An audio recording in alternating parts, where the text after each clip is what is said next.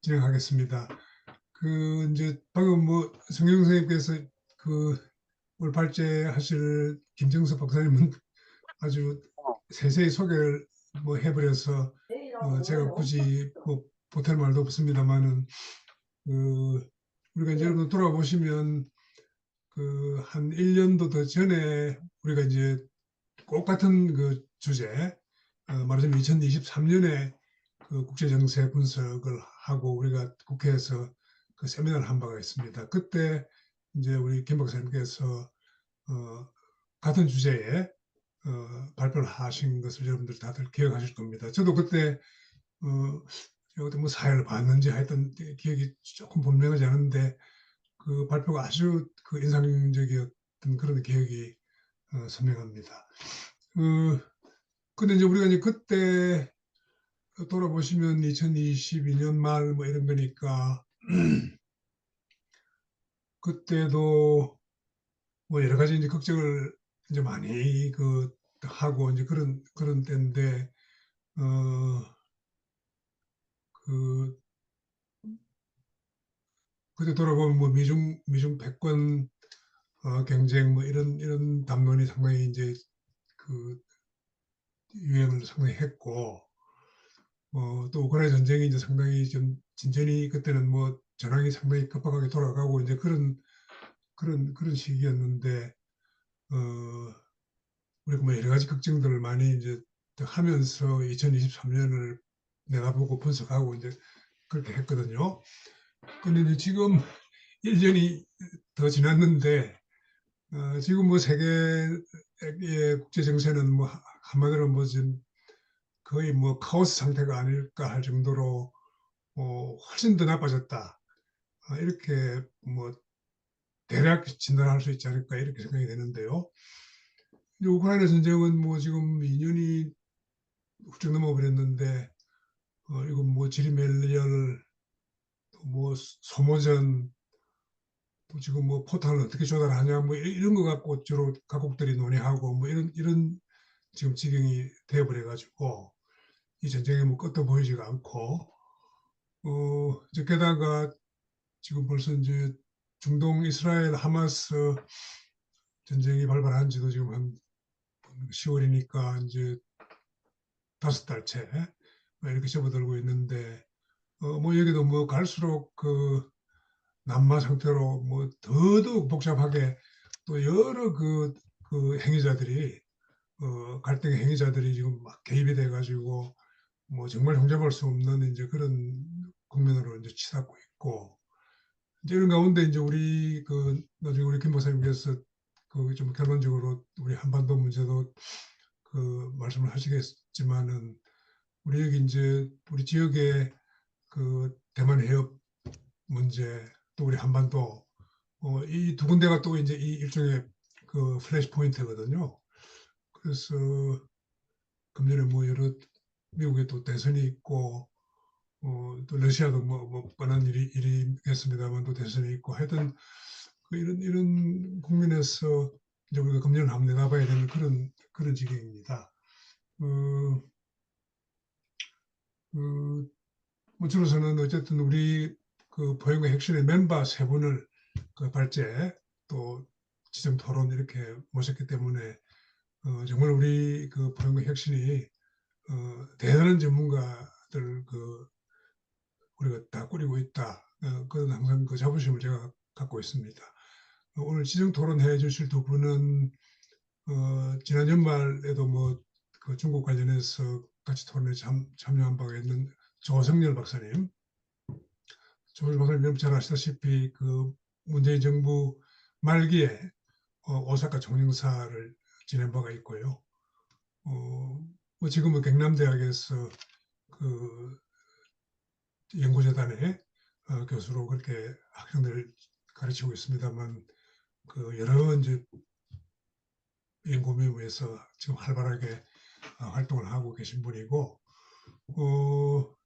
남기정 교수님은 우리 그 지난해 연말에 그 세미나에 모시기로 돼 있었는데 깜빡 뭐 어떻게 미스 커뮤니케이션이 돼가지고 그때는 참여를 못했는데 오늘 신년에 이렇게 모실 수 있게 돼서 저로서는 아주 다행스럽게 생각을 하고, 또 오늘 한일 관계를 비롯한 여러 가지 좋은 한반도 평화, 그런 좋은 그 토론이 계실 걸로 그렇게 기대하면서 김정석 부소장님께 마이크 넘기고 발제는 한 30분 정도 해주시고요. 토론은 뭐 한 15분 정도 해주시면 어떨까. 그리고 나머지 분들 좀 이렇게 참여할 수 있도록 그렇게 진행을 하겠습니다. 예. 김 박사님 좀 부탁합니다. 네, 안녕하십니까. 아이고, 이렇게 귀한 자리에 불러주셔서 다시 한번 진심으로 감사드립니다.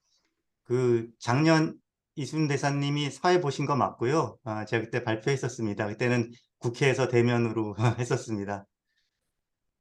오늘은 대사님께서 연락 주셔가지고 2024년 이제 국제정세 전망이라는 주제로 해달라고 하셨는데,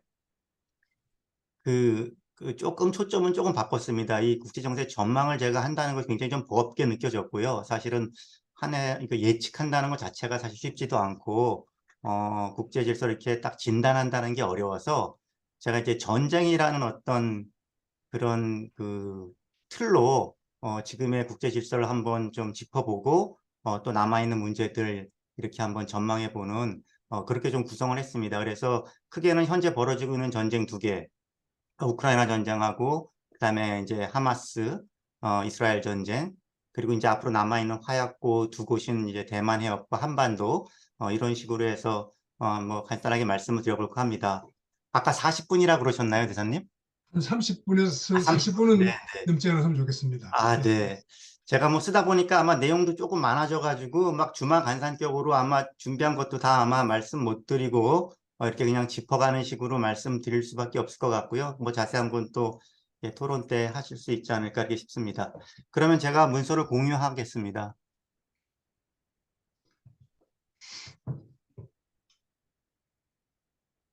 네, 보이시죠? 네, 보입니다. 네. 제목을 그래서 전쟁의 시대 국제질서 현재와 미래로 잡았는데요. 먼저 간단하게 이제 전쟁 들어가기 전에 그래도 한번 현재 시점을 진단해 본다면 지금 국제질서는 뭐 역사의 종언에서 전쟁의 시대로 온 것이 아닌가 뭐 이렇게 이름을 붙여도 큰 무리가 없을 것 같습니다. 지금 뭐 유럽 한복판에서 지금 전쟁이 벌써 2년째 이어지고 있고요. 그 다음에 이제 중동도 벌써 지금 뭐 인도주의적 위기가 지금 엄청나게 심하면서 또 확전의 기로도 있고 그러다 보니까 그야말로 전쟁의 문턱이 많이 낮아진 거 아니냐, 위험해진 세상인 건 분명한 것 같습니다. 그런데 이게 불과 30년 전하고 비교하면 또 완전히 다른 세상이거든요. 그때 한번 시계 돌려보면 1989년에 베를린 장벽 붕괴되고요. 바로 그 다음에 독일 통일되고 냉전 종식되고 그 다음에 중동에서도 클린턴 행정부 때 오슬로 협정하면서 이제 중동 평화에 희망을 가졌던 이런 것들이 불과 30년 전이었거든요. 그래서 그때만 하더라도 굉장히 희망과 낙관의 시대였다. 그러다 보니까 심지어는 뭐 역사의 종언이다. 뭐 이런 말이 나오면서 더 이상 뭐 인류 진보와 역사 발전은 자유민주주의로 완성됐다. 이런 얘기까지 대담한 얘기들이 나오고 있었는데, 지금은 다시 그런 이제 팍스 아메리카나 일국의 시대가 가고, 다시 이제 지정학이 귀환하고, 다극 질서가 도래하고, 뭐 세계화에 대한 어떤 그 반발도 있고, 미국이 반세기 넘게 그 자유무역을 이렇게 설파해 오더니 스스로 자신이 만든 국제 질서에서 이탈하는 그 보조금이 난무하고, 뭐 이런 시대로 지금 온 것이죠. 그래서 시대가 참 급변했다. 이런 것을 먼저 한번 우리가 짚어볼 수 있을 것 같고요. 그렇다면은 어떻게 오늘의 이런 모습으로 불과 30년 전에서 지금의 이렇게 되었나 한번 간단하게 한번 생각해 볼 필요는 있을 것 같습니다. 뭐 거기에는 여러 가지 요인이 중첩되어 있을 텐데 그 중에는 이제 국제 질서를 주도했던 것이 미국이니까 미국의 일정 부분이 책임이 있을 겁니다. 그래서 미국 내에서 또 나오는 자성의 목소리이기도 하지만 그 일극의 순간에 냉전이 종식됐던 그 순간에 그 짧았던 순간부터 시작해서 미국 외교가 너무 이상주의에 치우쳤다, 오만했다, 이념 과잉이었다. 이제 이런 비판이 있는 것이죠.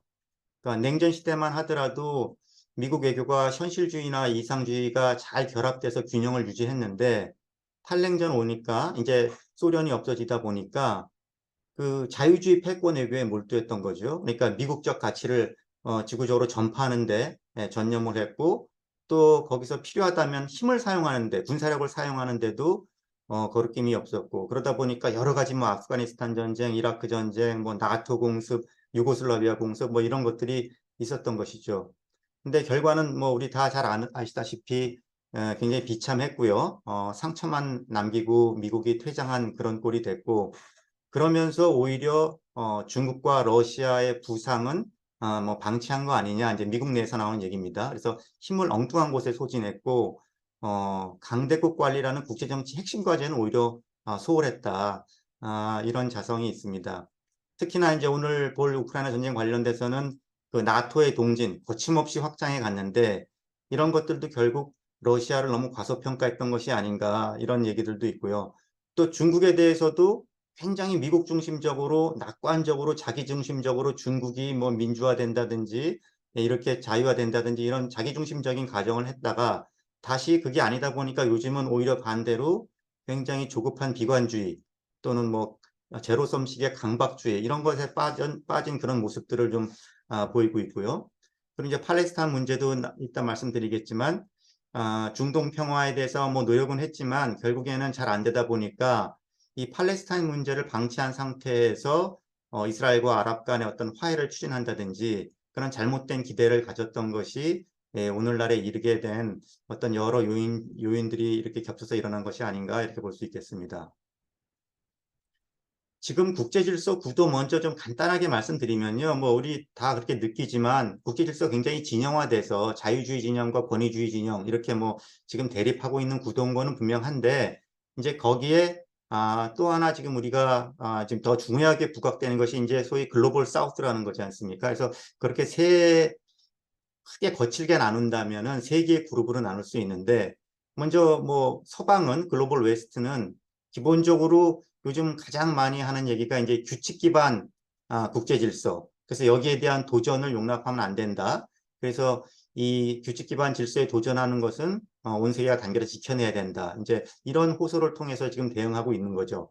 그러니까 우크라이나 침공도 대표적으로 국제 기범을 유린한 것은 명백한 사례이기 때문에 여기에 대응해서 이 규칙 기반 질서를 지켜야 된다. 이제 이게 글로벌 웨스트가 내세우는 이제 그 내러티브인데요. 반면에 이제 글로벌 이스트라고 하죠. 중국, 러시아 이쪽의 권위주의 진영, 소위 말하는 권위주의 진영에서는 그 우크라이나 전쟁만 하더라도 이거는 미국의 유라시아 패권에 대한 반격이다. 이제 이렇게 보는 거고, 러시아 안보의 임계점에 해당하는 우크라이나까지 건드리다 보니까 이제 일어난 전쟁이다. 이제 이런 해석을 갖고 있는 것이죠. 그리고 특히나 서방에서는 나토 확장이, 나토라는 것이 그 러시아를 군사적으로 위협한다는 것이 어불성설이다 이렇게 하지만, 사실 러시아 입장에서는 단순히 이 정시 군사 이 나토 기구 확장이 아니라 서구 민주주의 블록이 이 러시아 국경으로 접근해 오는 것이고, 여러 가지 색깔 혁명을 일으킬 위험 때문에 러시아는 굉장히 이제 예민하게 반응했었던 것이고요. 그리고 이제 마지막으로 살펴볼 글로벌 사우스 같은 경우는 세계가 이렇게 양분된 것처럼 보이지만 이 글로벌 사우스의 존재로 굉장히 사실은 더 복잡하게 분열되어 있는 건데, 글로벌 사우스라는 건데 남반구라는 거는 이제 많은 나라들이 있죠. 여기 뭐 대표적으로 인도, 브라질, 또 뭐 사우디아라비아, 남아공, 그러니까 중동, 뭐 중동부터 시작해서 아프리카, 이 동남아시아 여러 군데 이렇게 퍼져 있는데, 이들이 하나의 블록은 아니지만 세상을 보는 좀 독특한 관점은 확실히 좀 공유하고 있는 그런 일군의 집단이라고 볼 수 있는데요. 보면 굉장히 실용적이고 기회주의적인 선택을 마다하지 않습니다. 그러니까 이번 우크라이나 전쟁에서도 대러 제재에도 기본적으로 다들 많이 불참을 했죠. 이스라엘의 가자 공습에 대해서도 분노하고요. 그래서 인도 같은 경우에는 그 쿼드의 일원인데, 미국과 함께 쿼드의 일원인데, 이번에 러시아 원유를, 그러니까 뭐 대러 제재에 참여하지 않는 건 물론이고 러시아 원유 싼 값으로 대량으로 구매해서 오히려 서방에 대러 제재에 구멍을 내는 행위를 했고요. 또 사우디아라비아도 뭐 미국의 석유 증산 요청도 거부하고, 또 남아공은 뭐 예전엔 이스라엘과 가까웠지만 이번에는 이스라엘 또 ICJ 제소까지 하고, 이런 행동들을 보여서 사실은 어느 한쪽을 선택하지 않는 국가들이라고 할 수 있겠습니다. 이들이 보는 기본적인 관점은, 예를 들어서 우크라이나 전쟁만 하더라도 우크라이나 전쟁은 유럽의 전쟁이다. 이것이 뭐 전 글로벌한 뭐 그 지구적 질서를 뭐 지키기 위한 그런 투쟁에 동참하라 이런 것에 대해서 굉장히 이 거부감을 갖고 있고 거기에 대해서 호응하지 않고 있죠. 이들이 보기에는 국제 정치라는 것은 원래 굉장히 폭력과 이 전쟁이 난무하던 그런 세상이었다.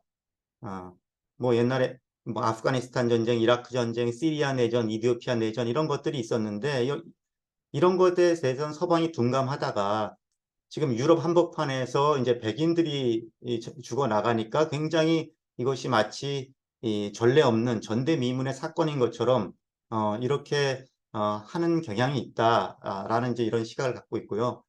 그리고 이제 규칙 기반 질서라는 이 구호에 대해서도 상당히 냉소적인 이런 반응을 보이고 있습니다. 그러니까 규칙을 만드는 게 누구냐, 그리고 이 규칙이 누구의 이익에 복무하는가, 뭐 이런 질문들을 던지고, 더군다나 이런 규칙을 또 회피하고 바꿀 수 있는 특권이 또 이런 그 서방 진영 아니었느냐.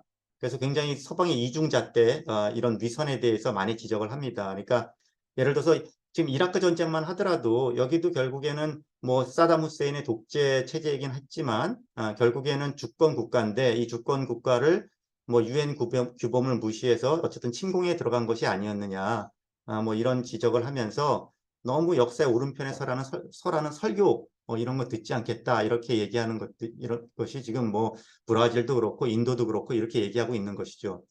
그래서 국제 질서가 어떻게 보면 거칠게 나누면 거의 3파전 이런 구도고 이제 진영화 속에서도 각자 도생이 있고 복합적인 합종 연행이 일어나가는 것 같습니다. 자, 이제 우크라이나 전쟁을 보면은요, 이건 뭐 사실은 이제 끝이 없는 소모전이 지금 이어지고 있는데, 뭐 초반에는 선전을 했죠, 우크라이나가. 그래서 뭐 서방이 혹시 이제 뭐 승리주의에 좀 들뜬 적도 있었지만, 지금은 뭐 전형적인 소모전 양상이고, 시간이 갈수록 우크라이나한테 이제 불리한, 뭐 이런 형국으로 가고 있는데요.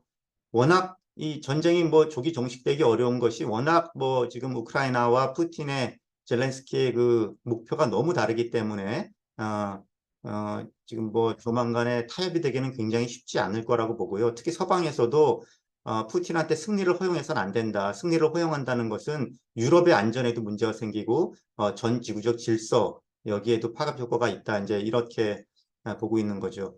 근데 사실은 이건 소모전이기 때문에 어떻게 보면 전쟁이 시작됐을 때부터 결말은 어느 정도 예상이 가능했다고 해도 과언이 아닙니다. 그러니까 병력과 물자인데 결국 소모전에서는요. 병력과 물자에서 지금 러시아를 당해낼 수가 없는 것이죠. 지금 우크라이나가 지금 뭐 탄약에 대해서 엄청나게 지금 열세를 보이고 있는데 러시아는 지금 러시아 내부에서 이제 방산이 돌아가면서 앞으로 이 격차는 더 지금 벌어질 거라고 보고요. 이미 뭐 2022년 11월 당시에 미 합참의장 마크 밀리 합참의장 같은 경우에는 이때 이미 더 이상 이길 수 없는 전쟁이 벌어지고 있으니까 협상을 해야 된다 이런 것을 제기를 공개적으로 했는데 당시 백악관에서 사실은 묵살을 했죠. 그래서 일각에서는 이 출구 전략 목소리도 꽤 있습니다. 이제 물론 학자들이 하는 얘기지만 여기서 완벽한 뭐 평화협정이나 이런 걸 맺을 수는 없겠지만 현 상태에서 분쟁을 동결해야 된다. 그러니까 소위 우리 한반도에서 정전협정을 했듯이 그냥 컨플릭트를 그냥 여기서 동결시켜 버리자. 일종의 이제 한반도 모델인데요. 그래서 이런 걸 얘기하는 사람들은 이거를 우크라이나가 패배했다든지 푸틴한테 승리를 안겨줬다든지 이렇게 할 것이 아니라 승리를 재정의하자. 한국도 사실은 정전협정 이후에 이렇게 이 엄청나게 성장하고 성공한 국가가 됐듯이 우크라이나도 다시 재건해서 서방의 이론으로 할 수 있으니 더 이상의 무의미한 희생을 막자. 뭐 이런 논리고요. 또 이제 규칙 기반 질서가 무너지기 때문에 여기서 타협은 있을 수 없다라는 얘기도 이미 여기 스웨덴 강박에 지금 너무 매여서 계속 끌고 가서는 안 된다. 이미 푸틴도 굉장한 비용을 치렀고 그렇기 때문에 이제 어느 정도 현실적인 타협책을 마련해야 된다. 그것이 훨씬 더 전략적이고 그것이 더 윤리적이다. 이제 이런 주장이 있는 것입니다. 근데 지금 보면은 이제 지금으로 봐서는 결국에는 이 전술적으로는 이제 러시아가 굉장히 우세하게 전쟁을 종결시킬 것 같은데요. 이제 그럼에도 불구하고 그러면 러시아는 승리했는가? 러시아는 얻은 것이 많은가? 이렇게 질문하면 꼭 그렇게 볼 수는 없을 것 같습니다. 그러니까 우크라이나의 예를 들어서 지금 뭐 영토의 한 5분의 1 정도 차지한다고 하더라도 그 많이 황폐화된 그 정도의 영토를 차지해서 완충 지역을 일부 확보했을지는 모르지만 그렇다고 러시아 과연 그럼 더 완전해졌는가? 지금 그 스웨덴과 핀란드도 나토에 가입했고요. 그래서 발트해가 다시 막힌 셈이 됐고, 그래서 안보적으로도 그렇고, 또 특히나 이제 유럽하고 단절된 게 굉장히 뼈아프죠. 러시아로서는 경제적, 사회적, 문화적으로요. 그리고 이제 이러다 보니까 서쪽이 막히니까 동쪽으로 갈 수밖에 없기 때문에 어쨌든 중국의 주니어 파트너가 될 수밖에 없는 뭐 이런 상황이기 때문에 러시아로서도 결코 승리자라고 하기는 뭐 어려운 거고, 유럽도 마찬가지죠. 지금 러시아와 경제협력 완전히 파탄 났고 또 안보도 굉장히 이제 부담이 되기 때문에 안보와 경제 이중 부담 그러면서 또 미국에 대한 자율성도 약화됐고 이래서 유럽도 굉장히 좀 어려워졌기 때문에 어떻게 보면 모두가 패자인 전쟁 이라고 할 수밖에 없는 이제 그런 귀결이 될 것 같습니다. 그렇다면 이제 나오는 질문은 뭐냐면 왜 여기까지 왔을까? 막을 수 없었을까? 무엇이 잘못됐나? 이제 이런 질문인데 여기에 관해서는 이제 역사를 한번 복귀하면서 두 가지 상반되는 어떤 주장이 있는 것 같습니다. 첫째는 이제 억제론자라고 할 수 있을 것 같은데요. 이거는 뭐냐면은 이 푸틴을 제대로 억제하지 못했다. 그래서 우크라이나 전쟁이 터졌다고 보는 거거든요. 특히나 이제 2008년에 러시아가 조지아 집공하고 2014년에 크림반도 합병할 때 서방이 그때 너무 약하게 대응했다. 언뜻 조금 뭐 제재 취하는 듯 하다가 나중에 결국엔 아무 일도 없었던 것처럼 푸틴하고 비즈니스를 재개하고 이것이 이 푸틴한테 잘못된 메시지를 줬기 때문에 이번에 전면 침공까지 있었던 것이다. 이제 억제론자들은 이렇게 보는 거죠. 억제론자들은 더더욱이나 나토의 확장, 그동안의 탈냉전 이후에 있었던 나토 확장은 전적으로 옳은 결정이었다. 지금 푸틴의 행동을 보면 나토의 확장이 옳았다는 것이 증명되는 것 아니냐, 이제 이렇게 보는 거고요. 여기에 반박하는 거는 이제 국제주의 현실주의자들인데, 이들은 기본적으로 이 나토 확장이 굉장히 치명적인 실수였다고 보는 것이고, 푸틴이라는 인물도 이 서방 정책의 산물이다. 그러니까 초기 러시아는 굉장히 친서방 기조를 유지했었다는 거죠. 옐친은 물론이고 푸틴 집권 초기도. 근데 워낙 서방이 이 러시아를 대하는 것이 이 완전히 승리주의에 지금 매몰돼서 밀어붙였기 때문에 오늘날과 같은 푸틴을 낳았고 러시아를 낳았다. 이제 이렇게 지금 서로 입장이 대변되는 건데요. 이 양 주장은 사실은 이제 두 가지 쟁점 때문에 그런 것 같습니다. 크게 보면은 첫 번째 쟁점이 뭐냐면 러시아의 안보적 민감성을 얼마나 존중해 줘야 되는가. 여기에 대한 질문이 이제 다른 거죠. 이 양 진영이. 그러니까 이 억제론자들 같은 경우에는 지금 러시아는 냉전 시대 소련이 아니다. 뭐 국력 면에서 모든 면에서 소련이 아닌데 왜 러시아한테 그런 지정학적 세력권을 서방이 존중해 줘야 되느냐, 안보적 민감성을 이렇게 존중해 줘야 되느냐, 뭐 이렇게 보는 것이죠. 근데 반면에 현실주의자들 같은 경우에는 러시아는 지금 경제적으로 보면 사실 별 볼 일이 없습니다. 뭐 미국의 뭐 5.5%에 불과한데 GDP가 그럼에도 불구하고 결국에는 국제 정치에서 중요한 건 군사력이거든요. 이제 군사적 관점에서 보면 결국엔 지금 우크라이나 전쟁 터지고 나서 증명된 것이 나토가 우크라이나 땅에 발을 못 디디는 걸 보면 결국 그거는 거기가 러시아의 세력권이었다. 그래서 그 이번 전쟁으로 증명됐듯이 적절한 그 러시아의 안보적 민감성을 존중해 줬어야 된다. 이제 이런 얘기가 되는 거고요. 두 번째는 뭐냐면 지금 타협을 해도 푸틴이 계속해서 유럽의 지도를 다시 그릴 것이다. 우크라이나 다음에 다른 조지아가 될 수도 있고 그 다른 유럽의 나라를 또 건드릴 수 있기 때문에 여기서 절대 타협해서는 안 된다. 이런 것들이 있는데 이게 일종의 이제 도미노 이론이거든요. 근데 여기에 대해서도 이제 현실주의자들 같은 경우에는 물론 푸틴이 이 마음속에는 어떤 제국적 열망, 러시아의 어떤 세력권을 확대하고 이런 욕구는 있을지 몰라도 열망은 있을지 몰라도 객관적인 힘의 균형으로 봤을 때 지금 이 우크라이나 정도가 한계선이지 그 이상을 넘볼 수는 없다. 이미 이 폴란드까지 헝가리, 체코슬로바키아 다 지금 나토 안에 들어와 있기 때문에 러시아가 더 이상 건드려 볼 만한 유럽 국가는 없기 때문에 너무 비관주의에 빠져서 이렇게 두려워해서는 안 된다. 이제 이런 이 쟁점들이 있습니다. 그래서 이런 질문에 대한 답에 따라 좀 달라지긴 할 텐데 결국 중요한 거는 탈냉전 이후에 러시아의 적절한 위치가 어디냐. 이제 여기에 대한 공감대를 만들지 못했던 것이 오늘날 우크라이나 전쟁이 벌어진 것이고 앞으로 전후 대러 관계 설정도 마찬가지가 되겠습니다. 이 역키신저 전략은 간단하게 말씀드리면 옛날에 1972년에 미중화해 했듯이 미국이 지금은 러시아와 손잡아야 되는 거 아니냐. 중국이 미국의 가장 위협적인 이제 국가이기 때문에 지정학이라는 거는 결국에는 가장 위험한 국가를 견제하기 위해서 덜 위험한 국가와 연대해야 되는 것이 이제 지정 전략의 요체인데 지금은 그 공식은 똑같은데 상대만 바뀌었다.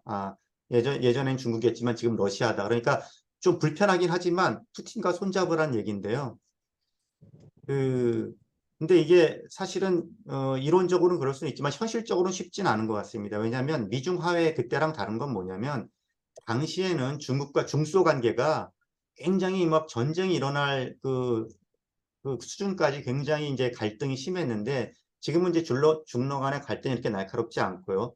또 러시아가 워싱턴에 대한 기본적인 불신이 있어서 지금은 뭐 이런 이론가들이 제언하는 것만큼 뭐 러시아를 미국 편에 다시 끌어들이는 거는 그렇게 쉽지 않을 것 같습니다. 그래서 당분간 아마 러시아, 중국을 좀 약간 이중봉쇄하는 이런 정책을 지속할 가능성이 크다고 보는데 다만 우크라이나 전쟁이 종식되고 이제 미중 경쟁이 계속 부담이 커지면 대러 정책을 어떻게 가져갈 것인가에 대한 그 재검토 필요성은 계속 제기될 수밖에 없다 이렇게 볼 수 있을 것 같습니다.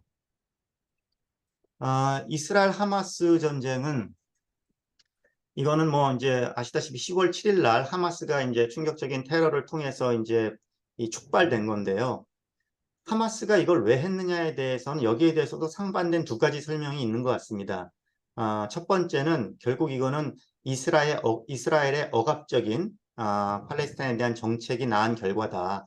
가자 지구를 봉쇄하고 지금 뭐 세상에서 가장 큰 감옥이라 불릴 정도로 그런 비참한 그런 가자 지구의 현실 속에서 계속 주기적 폭력이 나타났고 또 웨스트뱅크에서도 굉장히 폭력적인 정착 정책을 계속해 왔기 때문에 이스라엘이 이런 이 연속성 상에서 결국에는 이런 하마스의 행동이 나타난 것이다라고 보는 쪽이 있고요. 반대로 이제 이스라엘 쪽에서의 이제 설명은 이거는 극단적인 지하드 이데올로기의 산물이다. 이쪽에서 이제 오슬로 협정이 1993년에 있었는데 이때 이스라엘이 가자 지구도 반환하고 했는데 결국 그 반환의 결과로 평화가 오는 것이 아니라 계속해서 로켓이 날라오고 이런 테러가 일어나는 주기적인 테러가 일어나는 걸 봤을 때 이거는 이스라엘의 정책이 꼭 나은 것이 아니라 그 하마스 조직이라는 그 극단적인 이데올로기 그 단체의 공격적인 정책의 산물이다. 특히 이제 인티파다 같은 경우에는 팔레스타인 그 주민들의 자발적인 그런 어떤 집단적인 저항의 운동이었는데 지금 이번에 10월 7일에 사건은 그런 주민의 일반적인 그 저항이 분출이 아니라 하마스 조직이 굉장히 오랜 기간 준비해온 그런 행동이었다. 이제 이런 것을 이제 강조하고 있습니다. 타이밍과 관련돼서는 이제 크게 두 가지가 있는데요. 네타냐후 그 정부가 굉장히 그 사법 정책 관련돼서 이스라엘 사회를 분열시켰기 때문에 이거를 하마스가 노렸다. 이스라엘이 이렇게 분열되고 약해 있을 때 이제 이런 공격을 했다. 이런 설명이 하나 있고 또 하나 이제 국제 정세 측면에서는 이스라엘과 아랍 간의 이제 화해 프로젝트가 무르익고 있었는데 그러니까 2020년에 아브라함 협정이라고 해서 UAE, 바레인, 뭐 수단 이런 나라들하고 이제 이스라엘이 국교를 수립하거든요. 근데 최근 들어와서는 사우디아라비아하고도 지금 관계 정상화가 미국의 중재하에 이루어져 왔는데 이런 와중에 이제 터졌다는 거죠. 그러니까 왜냐하면 이스라엘이 진짜 그야말로 사우디아라비아까지 관계 정상화되면 그때는 팔레스타인 문제는 완전히 잊혀버린다. 그리고 하마스 조직의 존재 기반 자체도 없어진다. 그래서 그것을 저지하기 위해서 이번에 하마스가 이런 극단적인 행동을 한 것이다라는 이제 해석인 것이죠. 그리고 이거는 이란의 지정학적 이익하고도 합치가 됩니다. 그러니까 지금 이스라엘이 사우디아라비아랑 이렇게 손잡게 되면 이 수니 지역의 온건 수니파랑 더군다나 이스라엘이 화해하면 어떤 강력한 반이란 이런 동맹이 결성되는 효과가 나타나는데 이것이 이제 이란이 꼭 막고 싶은 그런 변화가 되겠죠. 그래서 사실 이 측면에서 이란하고 하마스와 이익이 일치하는 부분이 있어서 이 때문에 이제 프록시 워가 지금 벌어지는 배경이 되겠습니다. 이스라엘의 자기 파괴라고 이름 붙인 거는요.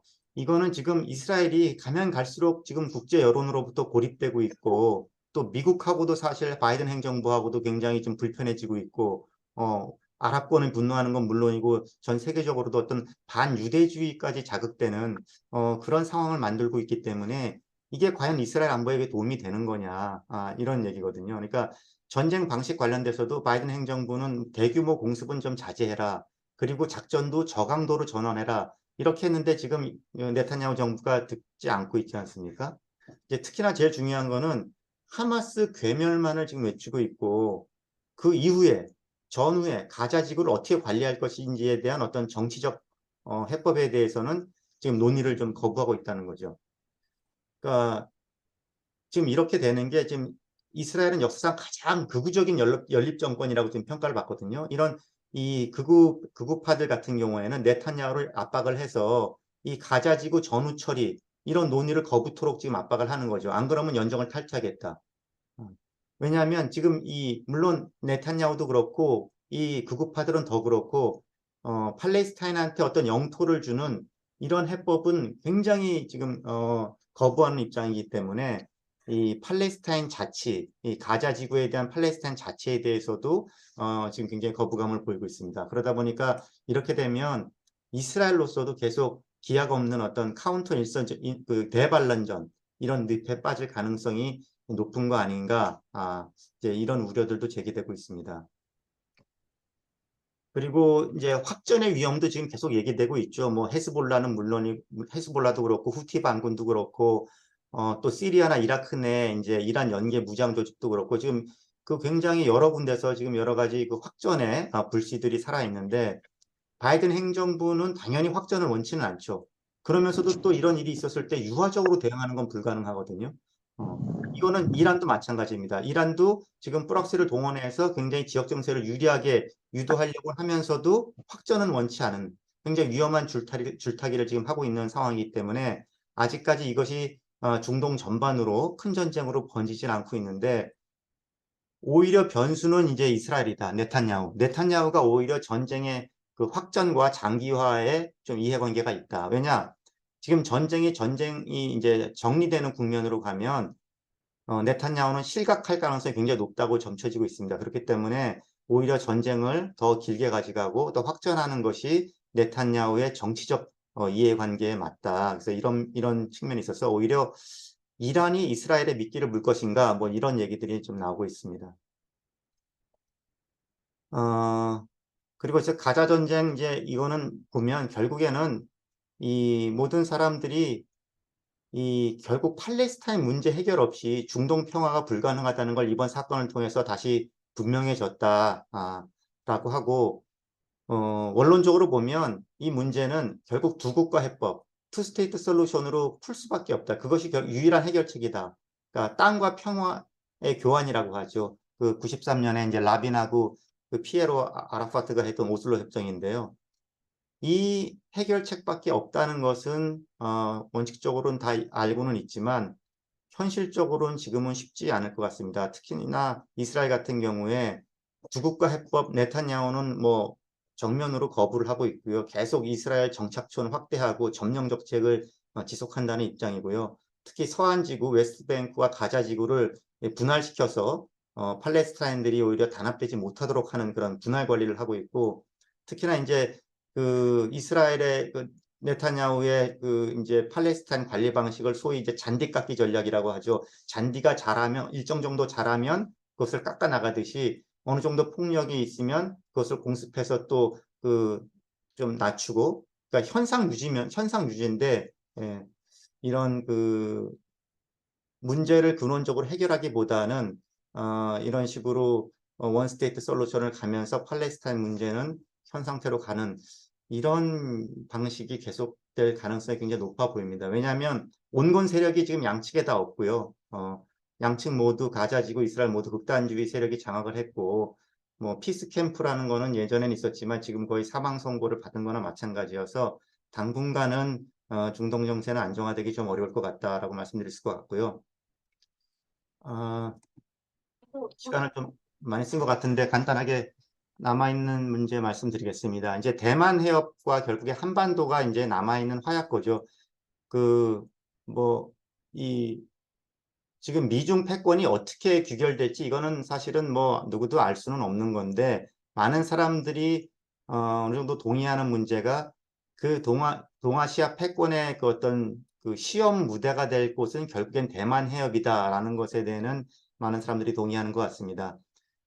요즘엔 뭐 대만을 시진핑이 침공하는 거 아니냐 뭐 이런 침공 임박설까지도 좀 있지만 서방에서 나오고 있지만 사실 그 가능성은 그렇게 높진 않다고 봅니다. 왜냐하면 그, 대만 해협을 침공한다는 것 자체가 엄청난 리스크가 따르는 그런 행동이잖아요. 그러니까 시진핑 입장에서 이렇게 함부로 단행할 수 있는 것도 아니고 더더욱이나 시간을 두고 점차로 세력 균형을 중국에 유리하게 변경시키는 것이 그런 것에 대한 기대가 완전히 사라지지 않는 한 전쟁이란 수단에 바로 의존하진 않을 거라고 보는데 문제는 지금의 대만의 현상 유지, 이거에 대한 어떤 암묵적인 합의가 그동안에 있었는데 이게 굉장히 약화되고 있다는 거죠. 미중 모두로부터. 중국도 굉장히 공세적으로 훈련도 하고 포위 훈련도 하고 뭐 방공식별 무역도 훨씬 더 많은 빈도수로 이렇게 들어가고 있고 반대로 미국 쪽에서는 원차이나 팔러시를 좀 훼손한 듯한 이런 행보들을 많이 보이고 있지 않습니까? 그래서 이런 것들 때문에 서로 간에 좀 서로 두려워하는 미중 모두 상대 의도에 대해서 의구심을 갖는 이런 좀 위험한 국면으로 가고 있는 것이 아닌가. 그래서 대만 해협이 뭐 문제되는 이유는 모두 아실 겁니다. 굉장히 지정학적인 요충지고 특히나 이제 객관적인 것도 그렇지만 심리적 측면에서 대만이 어떻게 되느냐에 따라서 미국의 동아시아 이 커미트먼트의 평가가 달라지기 때문에 굉장히 중요한 건데요.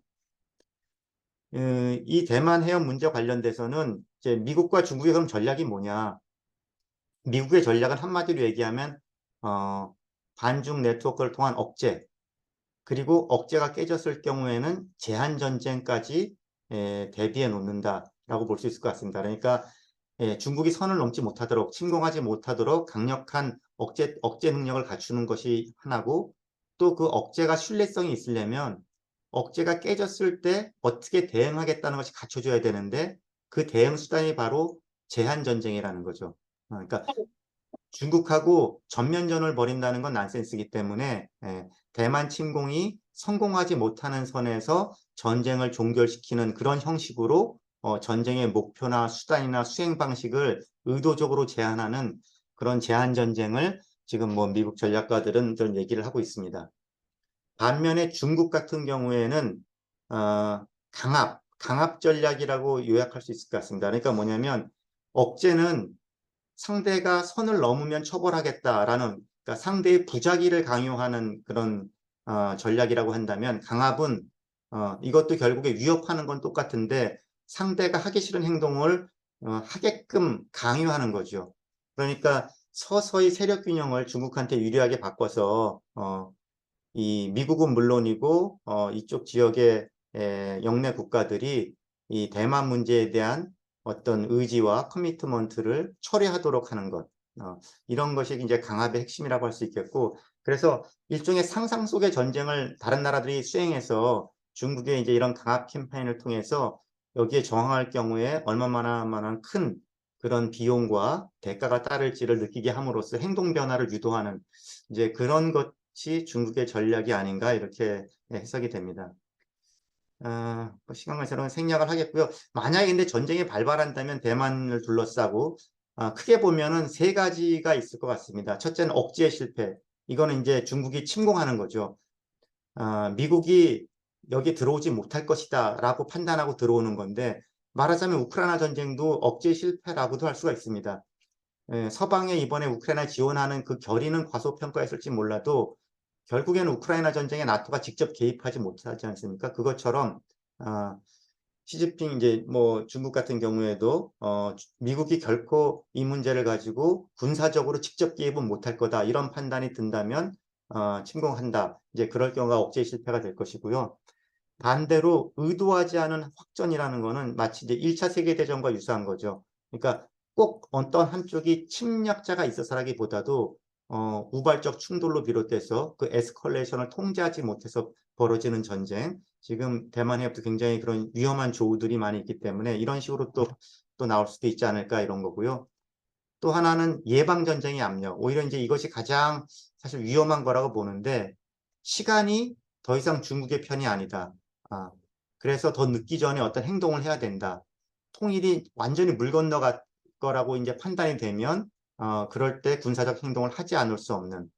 그러니까 지금 이번에도 대만 총통선거 때 이제 민진당의 라이칭더가 당선됐듯이 점점 대만이 이제 중국으로부터 멀어지고 독립지향적으로 됐을 때 어느 순간에 이제 군사력을 써야 되는 것이 아닌가 이런 압력을 크게 느낀다면 이런 것이 예방전쟁의 압력이라고 할 수 있을 겁니다. 마치 이제 태평양 전쟁과도 같은 건데요. 이거 시간이 뭐 이런 거 대만 전쟁 관련돼서는 여러 가지 워게임도 많은데 뭐 워게임은 그 변수의 설정에 따라서 여러 가지 결론들이 다양합니다. 근데 공통적인 거는 어느 한쪽이 쉽게 이기지는 못한다는 것이 공통점인 것 같습니다. 그래서 굉장히 장기전으로 빠져든다는 게 일반적인 예측인 것 같고요. 그래서 보면 결국에는 그 대만 문제는 그 제기되는 것이 이게 미중 모두 결의의 전쟁이다. 누가 더 위험을 부담할 용의가 있는가, 더 많은 비용, 위험을 무릅쓸 그럴 자세가 되어 있는가에 따라서 달라질 수밖에 없는데 이거과 관련돼서는 대만이 과연 미국의 사활적 이익인가, 중국이 물러서지 않을 거라는 것은 많은 사람들이 이제 아는데 미국한테 얼마나 이게 중요한 문제인가에 대해서는 사실은 이제 이 여러 가지 논쟁이 있습니다. 이런 측면에서 지정학적 대타협을 얘기하는 현실주의자들도 있습니다. 그러니까 대만 이제 어차피 이 중국의 부상이 불가피하다면 이런 세력권의 조정이라는 것이 전쟁을 통해서 정리될 수도 있지만 그거보다는 타협을 통해서 이런 지정학적 대타협을 하는 것이 좋다. 이런 얘기인데요.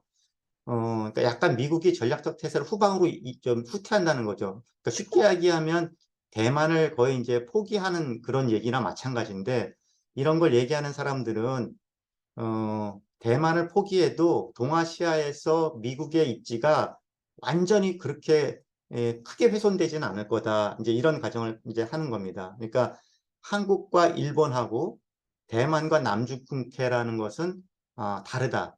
그래서 커미트먼트가 대만에 대한 커미트먼트를 지키지 못했다고 해서 일본에 대한 한국에 대한 지금 미국의 방위 공약이 흔들린다고 그렇게 기정사실화할 것 없다. 그래서 이 대만과 남중국해 문제에 대해서는 어느 정도 중국하고 어떤 큰 지정학적 타협을 하는 것이 필요하다. 이런 것들이 이제 그 방어적 현실주의자들은 이제 얘기를 하고 있습니다.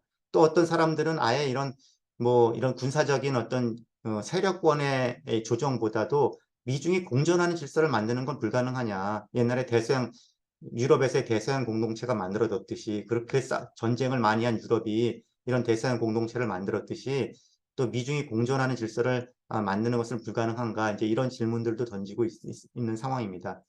근데 어쨌든 현실적으로는 현재 대만 문제는 현상 유지만이 지금 이 당분간은 유일한 옵션이다. 근데 이 현상 유지라는 거는 이 중국이나 미국이나 또는 대만이나 모두들 지금 어떻게 보면 원하고 있으면서도 불안해하고 있는 거기 때문에 어느 한쪽에 대해서 강하게 하기보다는 모두를 디터런스 억제해야 되고 또 양측 모두를 또 안심시켜야 되는 어슈어런스 해야 되는 이런 어떤 미묘한 균형이 앞으로 필요할 것 같습니다.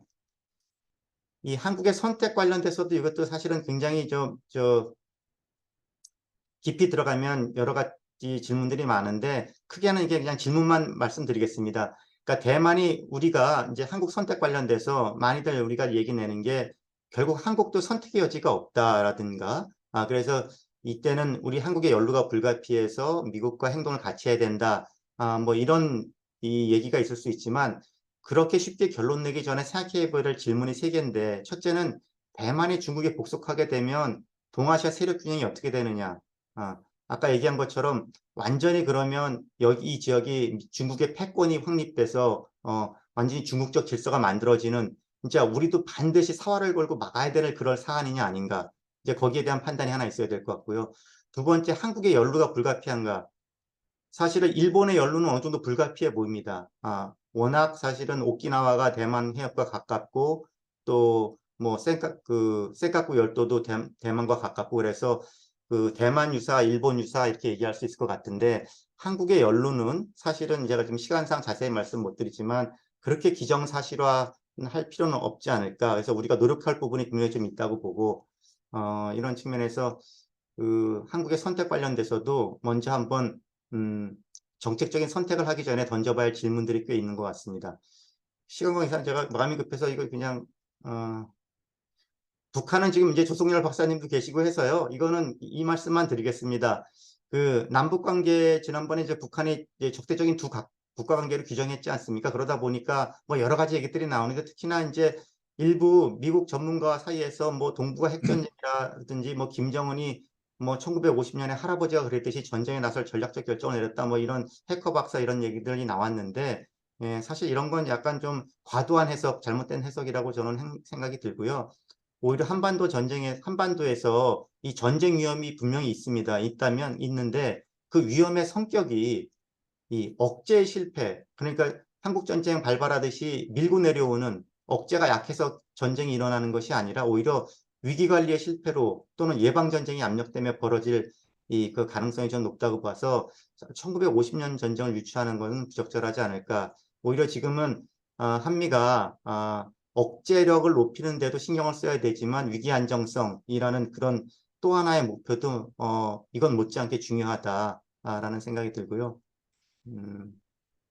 미 대선은 뭐 아시다시피 지금 트럼프 위기가 오면 여러 가지가 한반도에 미칠 파장이 엄청날 겁니다. 그래서 요즘엔 보면 그동안의 동맹 관련돼서는 주로 이제 방기와 연루의 위험 이것을 뭐 트레이드 오프처럼 얘기를 했는데 지금은 오히려 굉장히 복합적으로 작동되는 것 같습니다. 방기가 버려질 위험도 있고 또 연루의 위험은 지금 우리가 많이 지금 경험하고 있는 것이고요. 바이든 행정부 안에서도. 그래서 이거 관련돼서는 대응 방향은 결국 이제 우리 힘을 기르는 거, 자강, 그러면서도 이제 위험 관리라고 할 수 있을 것 같은데요. 어떻게 변할지 모르기 때문에 중러 관계를 안정적으로 관리한다든지 또 한반도 문제도 우리 스스로 계속해서 안정적으로 더 관리할 노력, 그리고 우방국하고 소통하는 이런 노력들이 이제 필요할 거라고 보고요.